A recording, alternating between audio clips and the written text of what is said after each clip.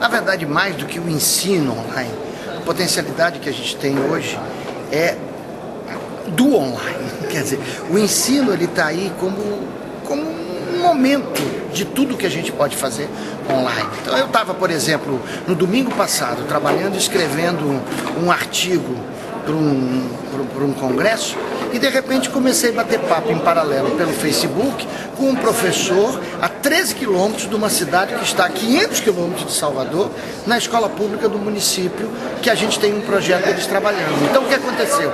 Esse professor chegou no domingão, 8 horas da noite, lá na cidade que ele estava, ele foi para lá usar os computadores da escola, ficou entrando no Facebook, me encontrou, começamos a conversar um pouco.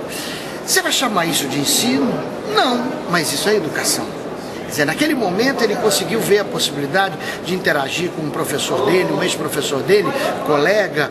Ou seja, as redes potencializam muito essa ideia de tudo se transformar potencialmente num processo de comunicação e num processo de produção de culturas e de conhecimentos. Então esse é o barato da rede. Então a gente tem que tentar despedagogizar os equipamentos, que é no fundo muito o que a gente está fazendo. A gente fica procurando software educativo, não sei o que, livro didático, parará. No fundo o que a gente precisa é dizer, bom, isso são verdadeiras máquinas de comunicação, máquinas de produzir conhecimento, e nós temos a capacidade de nos apropriando delas, produzir de fato aquilo que tem a ver com a nossa cultura, com os nossos valores, e ao fazer isso a gente vai articular com aquele saber que é o saber estabelecido. O cara tem que saber física, tem que saber língua portuguesa, tem que saber história, tem que saber sociologia, mas não é assim um saber que vai vir pela internet da mesma forma que vinha pelo professor. Então acho que é pegar as máquinas na mão e como um hacker, né? Eu costumo dizer para o professor hoje, ele precisa ter um jeito hacker de ser. O professor ele precisa ter a capacidade de futucar essas coisas todas e junto com os alunos, junto com os telecentros, junto com os monitores, junto com toda a comunidade, começar a ver qual é a capacidade de produção que a gente tem a partir delas. Você falou numa palestra anterior, você falou de um processo que na década de 70 o livro chegava e tinha uma questão que acho que, como o nosso monitor é muito jovem, eles já, de uma certa forma, muitos já nasceram nesse processo atual, eles não viveram esse movimento da sociedade que as coisas vinham prontas e hoje não vem mais. Quando essa crítica sobre a escola receber a informação, aí Paulo Freire escreve isso desde a década de 50, 60, chamava educação bancária, tábula rasa, que era o quê? Essa coisa da informação vir de fora e entrar na cabeça das pessoas, por isso que chamava educação bancária.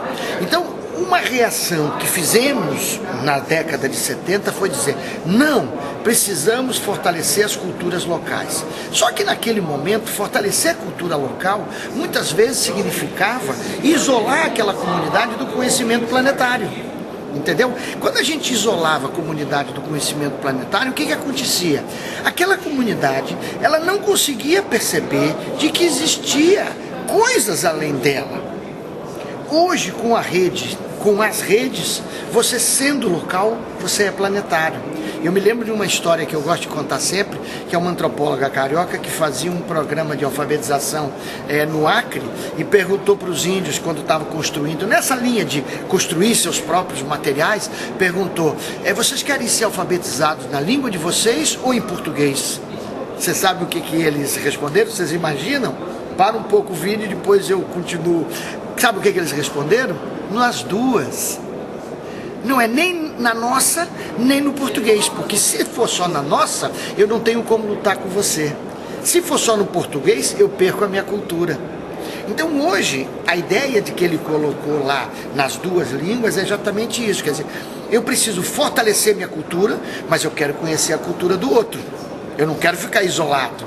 Então eu quero produzir cultura localmente, mas eu quero saber o que faz na Europa, o que faz no Japão, no Oriente, o que faz, sei lá, no outro estado, na outra cidade. Quer dizer, essa troca de experiência, essa relação entre o local fortalecido e o planetário é que dá esse caldo todo, que é o mundo contemporâneo e que é o mundo rico. E por isso a gente tem que estar muito bem preparado.